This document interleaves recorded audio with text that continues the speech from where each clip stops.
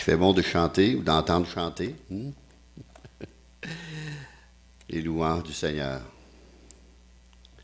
Précieux Jésus. Alléluia. Sans plus tarder, on va ouvrir la parole de Dieu dans Joël, le prophète Joël. C'est dans les petits prophètes.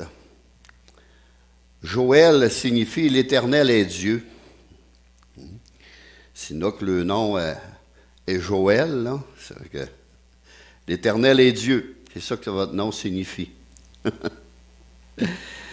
Alléluia. Alors vous avez une grande responsabilité si vous voulez honorer votre nom.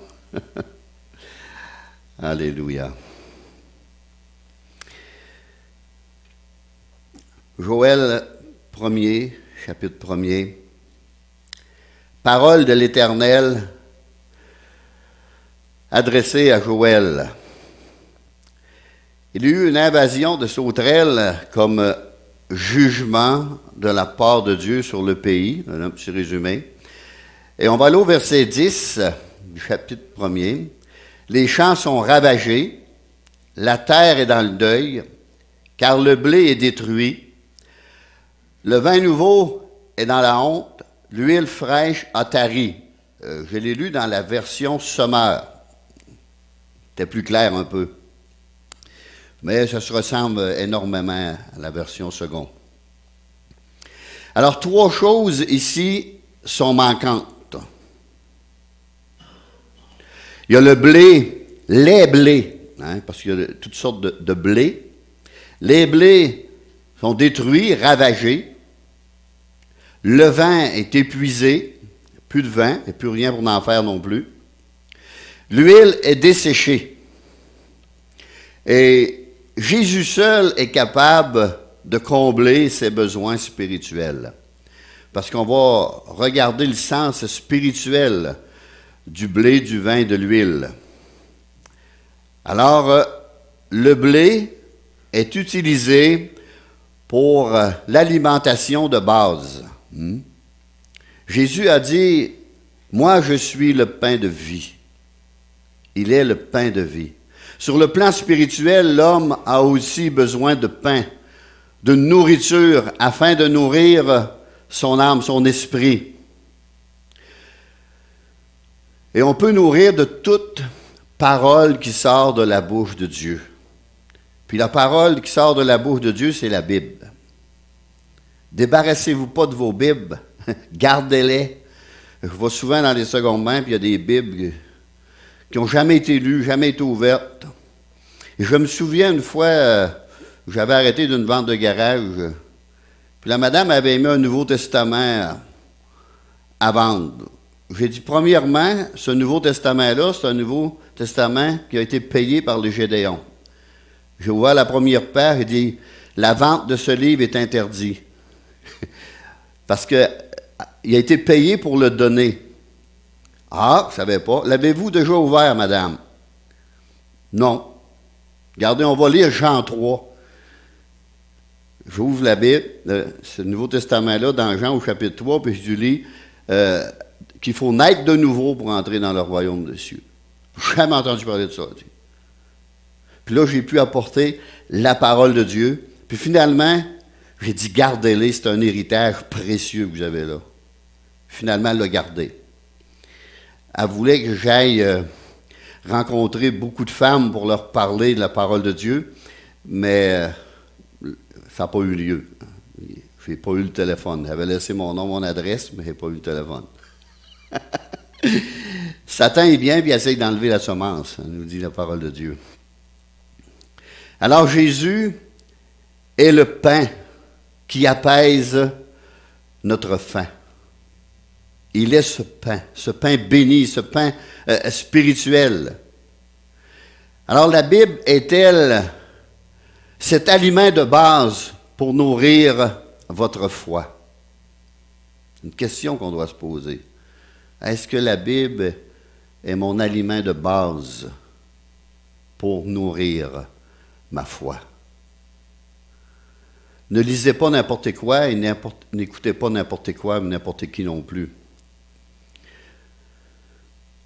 1 Jean 4,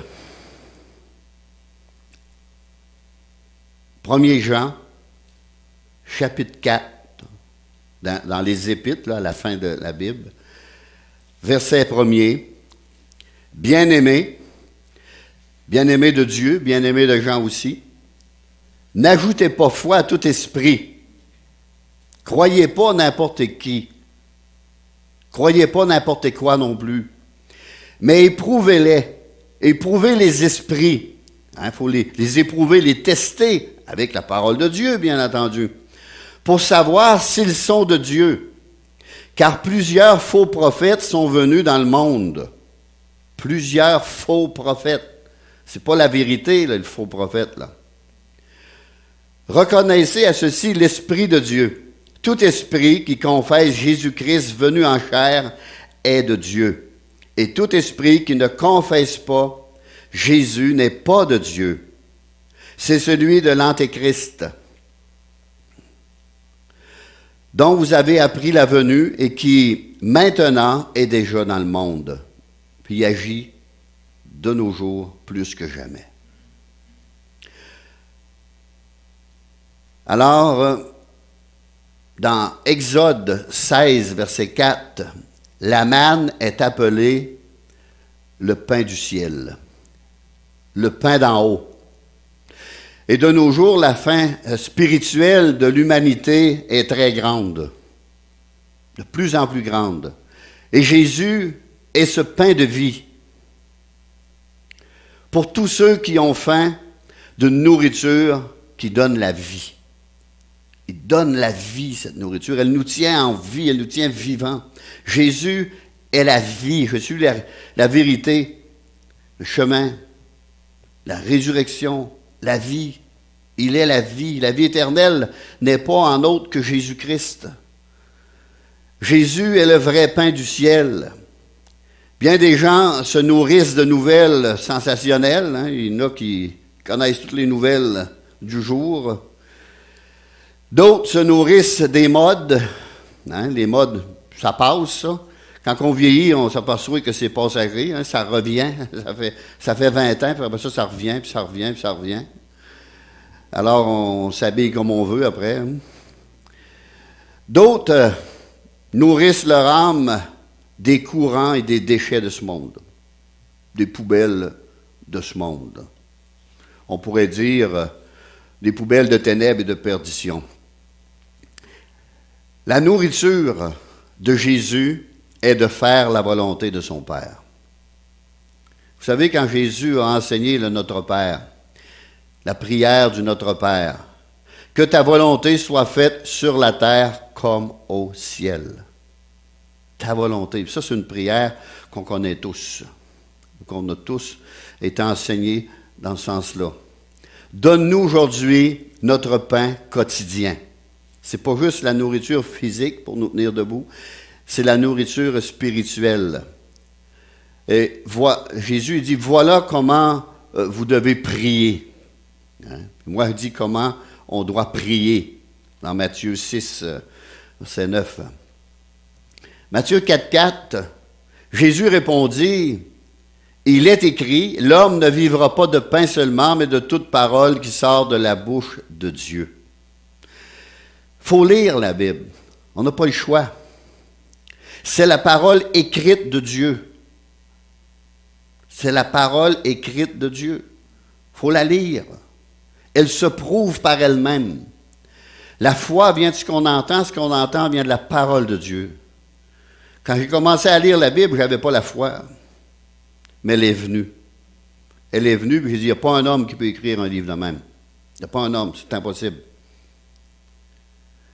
Et lorsque j'étais à l'hôpital, surtout, puis que le docteur avait dit qu'il me coupait la jambe, puis quand j'ai ouvert le livre, puis j'ai tombé sur la guérison d'un boiteux, là. Dernièrement, je parlais avec une personne qui coupait tout le temps. Coupe là, mais elle dit, ça parle, ça. Même s'il coupait, ça y parlait beaucoup, énormément. Mais j'ai dit, c'est une lettre, là. Il faut lire du début à la fin. Si je t'envoie une lettre, moi, puis tu fais juste la couper, là, puis tu lis en haut, dans le milieu, en bas, puis hein, tu ne sauras pas grand-chose.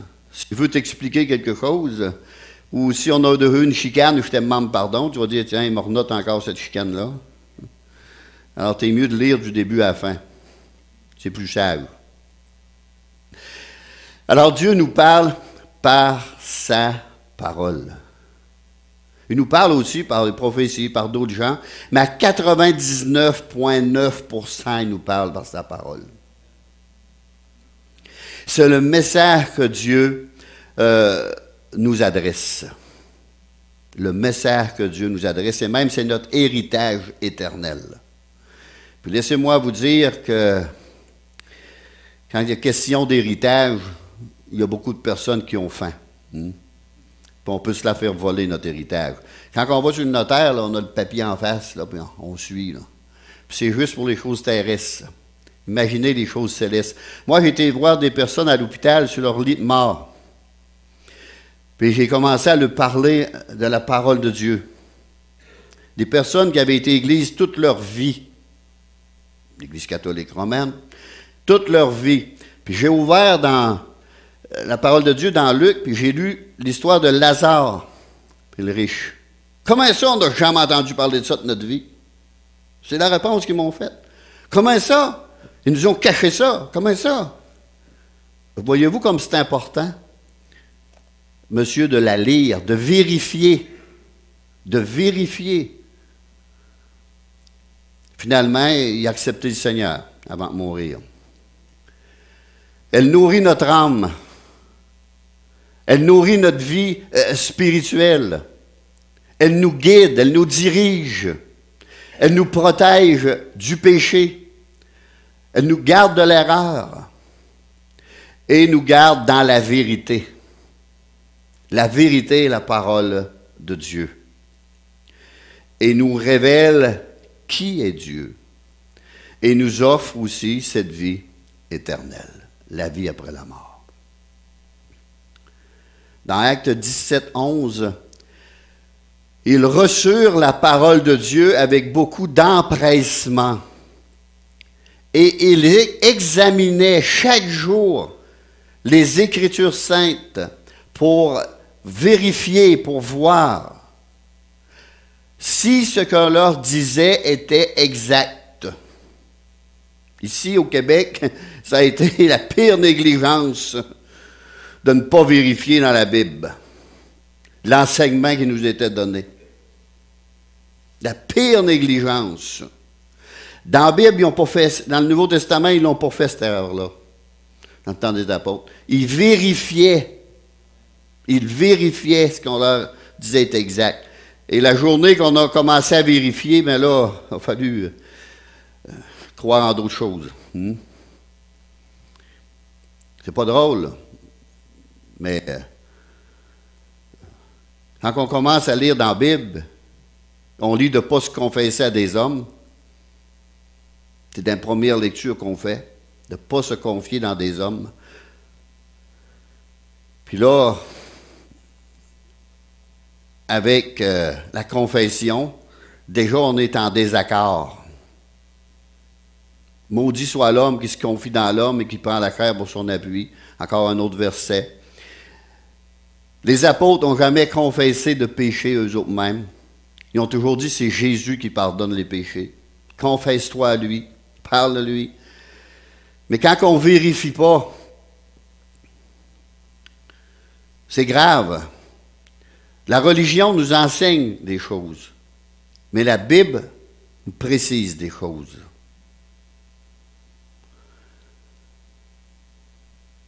Dieu nous avait avertis de vérifier.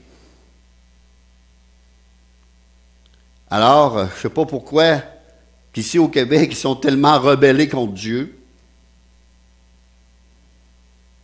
Quand que Dieu nous avait dit lui-même de vérifier ce qui nous était enseigné est exact ou pas. Un seul médiateur, nous dit la Bible. Ils en ont mis des centaines. Un seul, Jésus-Christ. C'est plein de points comme ça, là. Puis quand on commence à lire la Bible, puis on est enseigné d'une certaine façon, c'est sûr qu'on est d'un combat. Qui dit vrai? La Bible ou l'homme. Moi, avec l'expérience puis les années, c'est Dieu qui dit vrai. L'homme, je le considère comme menteur, trompeur puis imposteur. Des fois sans qu'il sache. Mais c'est ça l'homme.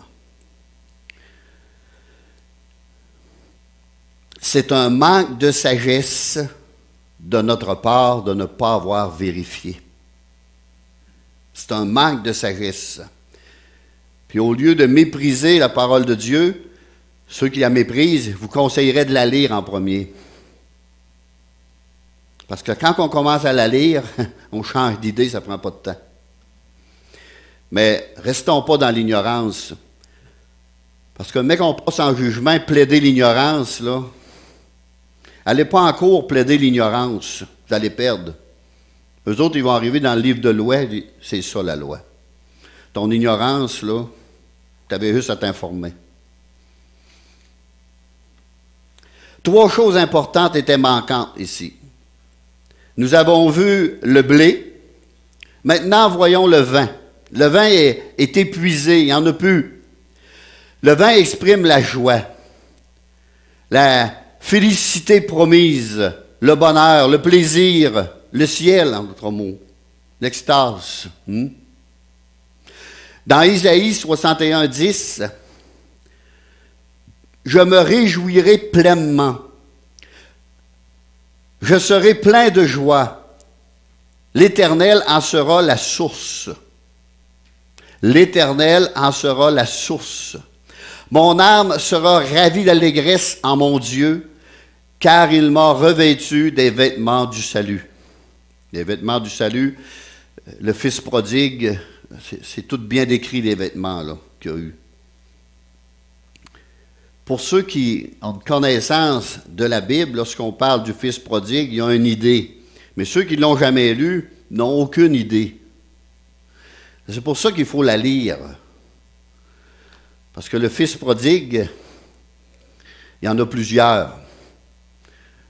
Moi, je me suis éloigné de Dieu un jour, puis quand j'ai lu l'histoire du fils prodigue dans la Bible, que je n'avais pas encore lu, j'ai pleuré tout le long. Parce que je me suis tellement vu. La Bible, c'est le miroir de l'âme. Si on veut se voir, là, si on veut voir notre nature, voir nos penchants, voir nos fautes, voir aussi nos qualités, regardons la Bible. Dans l'Évangile de Jean, au chapitre 2, Jésus fut invité à des noces. Hein, ça, il y en a beaucoup qui savent cette histoire-là, parce qu'il y a tellement eu de plaisanteries sur cela. Jésus a été invité à des noces, et ils ont manqué de vin. Alors la mère de Jésus lui dit, « Ils n'ont plus de vin. » Et Jésus va faire un miracle. Il va changer l'eau en vin. Il va aider, on pourrait dire, les jeunes mariés à se sortir de cette situation très embarrassante, très gênante. Avant que l'on vienne à la connaissance du Seigneur, la plupart de nous étions dans des situations assez embarrassantes, très gênantes. Paul il dit, même des choses que je rougis aujourd'hui. J'aime même mieux... parlons-en pas trop de ça. Dieu m'a pardonné ça, puis mettons plus ça sur le tapis. Là. C'est gênant, c'est embarrassant. Et même troublante. Mais Jésus a consacré son ministère terrestre à racheter les hommes du péché, à conquérir des vies détruites, soit par le désespoir, soit par la maladie, soit par la haine, la rancœur, l'amertume, et le péché de toutes sortes. Il est venu délivrer de l'esclavage du péché. Hein, le Seigneur a rompu les liens. Moi, je me souviens, quand on était plus jeune, on disait, Richard, c'est pas de ma faute, Richard, il m'a conduit tout seul à l'hôtel, ça virait tout seul. C'est parce qu'on est esclave, ça. Il y a une force supérieur qui nous contrôle, qui nous fait faire ce qu'on ne veut pas trop faire. Mais c'est plus fort que nous. Mais Jésus est venu pour nous délivrer de cela, nous donner cette force-là, cette liberté-là. Jésus veut changer notre existence malheureuse en vie joyeuse, en vie heureuse, en vie de victoire. Alors, ce matin, ton vin est-il épuisé? Où est passée ta joie? Où est passée ta raison de vivre? Où est le goût de la vie? En temps de pandémie, même, il y en a beaucoup qui ont perdu le goût de la vie, le goût de vivre. Jésus a une vie nouvelle à offrir, ce matin même. Son vin est meilleur que celui de ce monde. Le vin du Seigneur est une grande bénédiction, mais il faut le goûter, il faut en boire pour l'apprécier vraiment. Pas juste en entendre parler. Seigneur, donne-moi de ce vin nouveau. Dans Jean 15, 11, je vous ai parlé ainsi, afin que ma joie soit en vous et que ma joie soit parfaite, complète en vous. La joie du salut offerte gratuitement en Jésus-Christ. Et ça me rend heureux. Ça me rend joyeux. Ça m'emmène un bonheur ineffable. La joie terrestre, même obtenue par l'abus du vin, ne se compare pas à la joie céleste. Dans Éphésiens 5, 18, ne vous enivrez pas de vin, c'est de la débauche, parce qu'on sait ce qu'on peut faire quand on est saoul ou ivre. Mais soyez remplis de l'Esprit Saint. Soyez remplis de l'Esprit Saint. Et il y a une formule pour ça au verset 19 de Jean 15, de Éphésiens 5, excusez. Au verset 19, entretenez-vous par des psaumes. Des psaumes, ça c'est la parole de Dieu. Ils sont dans la parole de Dieu. On peut les chanter. Par des hymnes, par des cantiques spirituels. Chantez et célébrez le Seigneur de tout votre cœur. Mettez-y un peu du vôtre. Mettez-y votre cœur dans tout cela. Chantez de tout cœur. C'est ça que Dieu veut. Et votre joie sera toujours plus grande jusque dans l'éternité. Jusque dans l'éternité. Un homme demanda à un nouveau converti qui avait été un ancien alcoolique, « Crois-tu vraiment au miracle de l'eau changée en vin? » Bien sûr qu'il croit, il dit. Bien sûr. Et l'homme se mit à rire du nouveau converti. Puis le nouveau converti lui dit, « Chez moi, Jésus a changé le vin en nourriture, en vêtements, en meubles, et même ma propre vie. Quel joie, quel bonheur pour toute ma famille et tous mes vrais amis. Quel bonheur pour eux aussi. Alors, si tu as perdu la joie de ton salut, reviens aux pieds de ton Sauveur. Reviens à ses pieds. On l'a chanté ce matin. Car ce vin nouveau est pour toi. Viens à la source. C'est Jésus qui en est la source. Jésus est la source d'eau vive, d'eau vivante. Dans les trois choses importantes qui leur étaient manquantes, nous avons vu le blé, le vin, maintenant, voyons l'huile. Il n'y avait plus d'huile fraîche, symbole du Saint-Esprit qui coule sur nos vies. Il n'avait plus cette onction d'huile-là, cette huile bénie-là.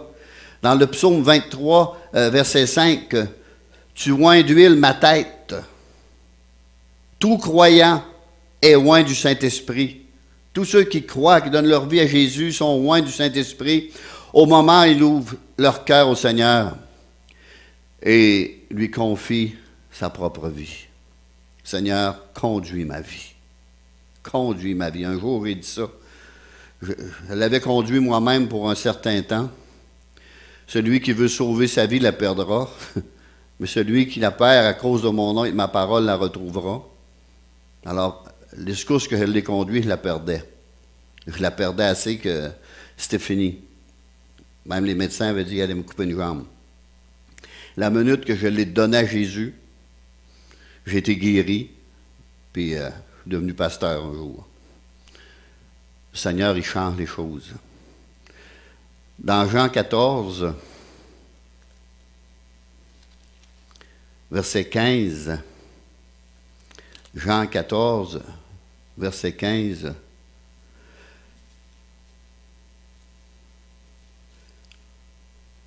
je ne vous appelle plus serviteur, parce que le serviteur ne sait pas ce que fait son maître, mais je vous ai appelé ami, parce que je vous ai fait connaître tout ce que j'ai appris de mon Père. Ce n'est pas vous qui m'avez choisi, mais moi.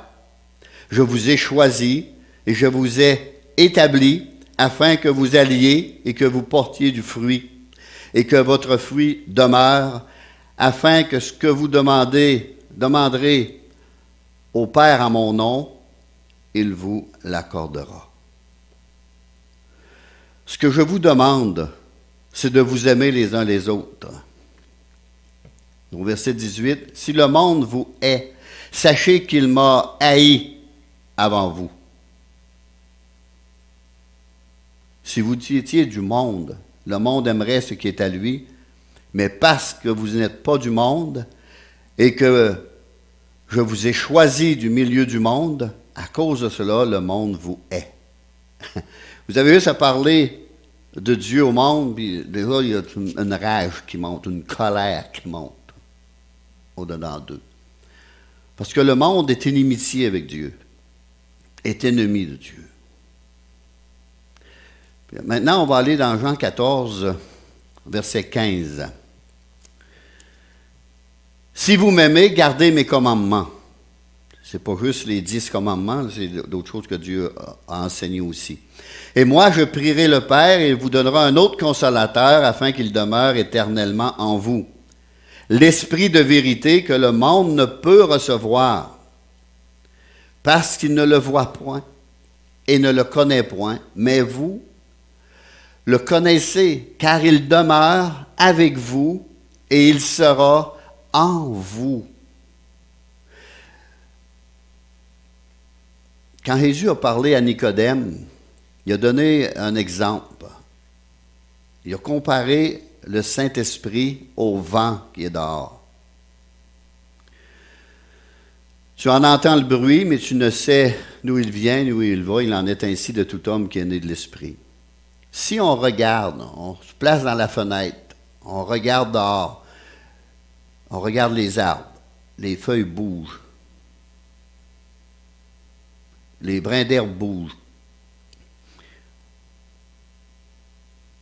Mais le vent est invisible.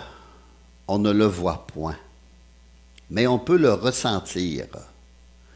Hein? Des fois, quand on ouvre notre porte de char, puis elle veut arracher, là, puis on sort dehors, puis là, on a une brise de vent qui vient sur nous, puis on ressent le vent. On le ressent. On sait qu'il est là, même si on ne le voit pas. Il en est ainsi de tout homme qui est né de l'Esprit. L'Esprit de Dieu vient en nous, on ne le voit pas rentrer, mais il produit des effets, il produit des fruits même. Puis on sait qu'il est là, mais personne ne le voit. Mais nous, on le sait, on est convaincus. Puis même si quelqu'un dit « c'est pas vrai », non, on va l'envoyer promener parce qu'on sait qu'il se produit des changements, des effets, un amour pour Dieu, une soif pour la parole de Dieu, et une révélation de la parole de Dieu. Alors, je ne vous laisserai pas orphelin, je viendrai à vous. Encore un peu de temps et le monde ne me verra plus, mais vous me verrez. car je vis et vous vivrez aussi. Nous rend vivants. En ce jour, vous connaîtrez que je suis en mon Père et que vous êtes en moi et que je suis en vous. Ça, c'est un verset clé. Vous connaîtrez que je suis en mon Père. Jésus et Dieu font un. Que vous êtes en moi, on est en lui. Tout ce que vous demanderez en mon nom, il donnera. Puis Dieu commence à exaucer nos prières. C'est drôle, moi avant ça, je n'étais pas exaucé. Quand j'ai commencé à prier le nom de Jésus, tiens, ça a commencé à être exaucé. Et que je suis en vous. En vous. Dans ma vie, dans mon esprit, dans mon être. Celui qui a mes commandements et qui les garde, c'est celui qui m'aime. Et celui qui m'aime sera aimé de mon Père. Je l'aimerai. Et je me ferai connaître à lui.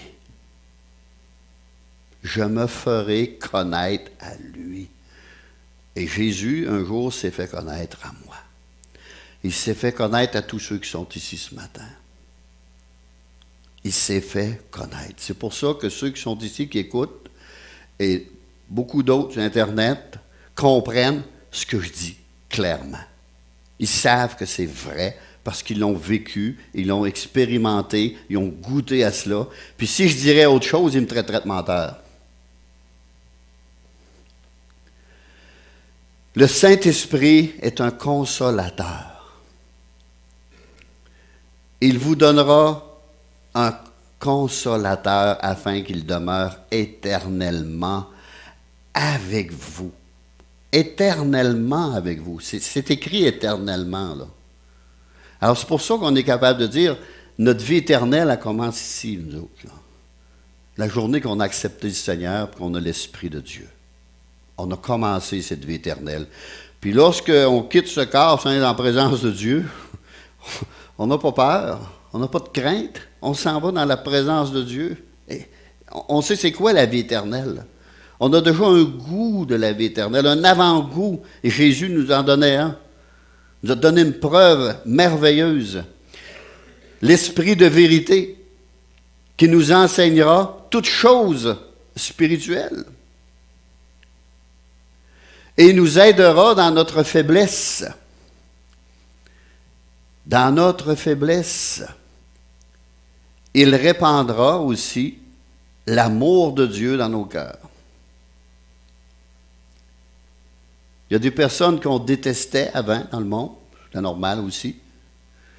Il y a des personnes qui nous détestaient, encore normal. Mais une fois que l'Esprit de Dieu vient en nous, il met son amour en nous. Et là, on commence à aimer ces gens-là. Parce qu'ils ont dit, s'ils agissent comme ça, c'est parce qu'ils ne savent pas ce que c'est aujourd'hui. Mais s'ils sauraient,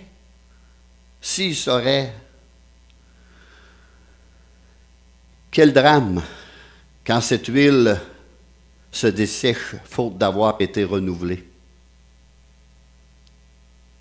L'huile fraîche est desséchée ici.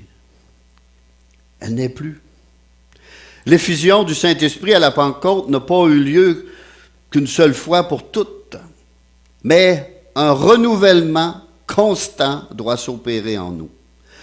Dans Actes 4, 31, ils furent tous remplis du Saint-Esprit et ils annonçaient la parole de Dieu avec assurance. Ils ont été remplis à nouveau. Acte 13, 52. Tandis que les disciples étaient remplis de joie et du Saint-Esprit. Ils ont été remplis encore une fois. Dieu les a touchés, Dieu les a visités. Et dans notre vie, on a besoin, nous autres aussi.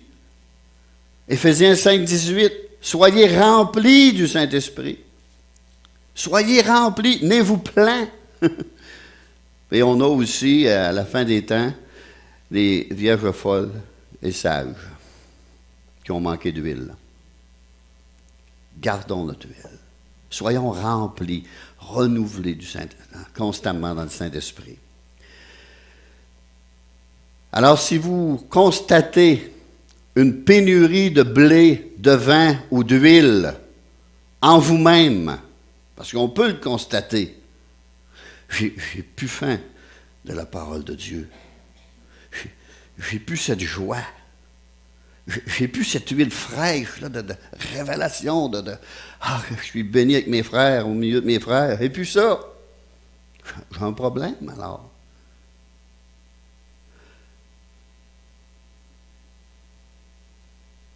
La solution se trouve dans Joël 2,12. Mais maintenant, dit l'Éternel, revenez à moi de tout votre cœur, avec des jeûnes, avec des pleurs et des lamentations. Verset 13. Déchirez vos cœurs et revenez à l'Éternel, votre Dieu, car il est compatissant, plein de miséricorde, miséricordieux, lent à la colère et riche en bonté. Joël 2,19. Et voici la promesse qui accompagnera une telle confession de notre part. L'Éternel dit à son peuple, Joël 2,19, voici, je vous enverrai du blé, du vin nouveau et de l'huile fraîche, et vous serez rassasiés. Alors Seigneur, oui, ce matin, donne-nous ce blé. Donne-nous ce vin nouveau et cette huile fraîche. Remplis nos cœurs de ta sainte présence, de ta parole, de ta vérité, de ta joie, Seigneur. Seigneur, nous avons faim et soif de toi, de ton Esprit Saint, Seigneur. Non, tu n'abandonnes pas les personnes, Seigneur. Tu es là et tu frappes encore à la porte du cœur. Et tu veux bénir. Tu veux aimer. Tu veux remplir. Tu veux consoler. Tu veux bénir. Tu es venu pour cela, Seigneur. Chaque personne ici présente et beaucoup qui sont à l'écoute pourraient témoigner d'une vie transformée, d'une vie changée, pourraient transformer du bien que ce blé a fait dans leur vie, ce vin et l'huile fraîche. Beaucoup pourraient en témoigner ce que ça l'a apporté dans leur vie. Quel changement! Quel grand changement! Alléluia! Alors, comme on dirait, la balle est dans votre camp. Moi, je lis la parole, je vous l'enseigne, et vous en faites ce que vous voulez. Mais un jour, vous allez avoir des comptes à rendre. Te souviens-tu? J'aime mieux pas m'en souvenir, ça. Te souviens-tu, j'ai mis telle personne, j'ai mis telle autre, tel chant, tel... Que Dieu vous bénisse. Saluez-vous les uns les autres.